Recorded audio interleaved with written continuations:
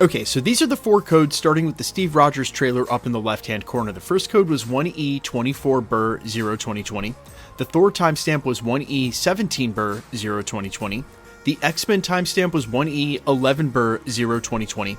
And the 4th timestamp was 1E04Bur02020. Now, the very first guess I've seen out there multiple times, and we even guessed here at the channel before we got the 3rd code, prompting us to wait until the 4th code, was these were simply counting down by 7, one trailer each week, and it was just a numbering counting down for each one. But that obviously breaks between 17 and 11.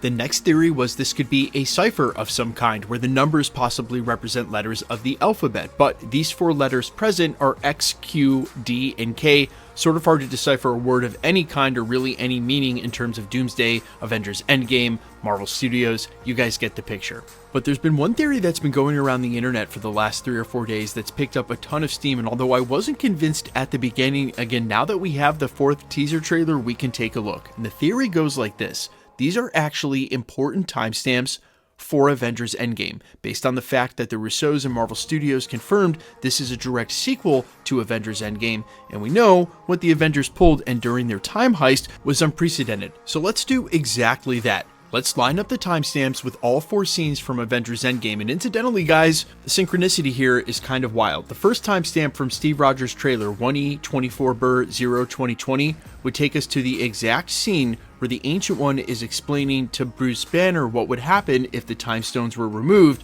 She literally says our world would be overrun at that timestamp. So the timestamp is present during the time heist, in a moment where Bruce Banner is discussing the consequences of what they're actually doing. But in that moment, he's also taking the Time Stone.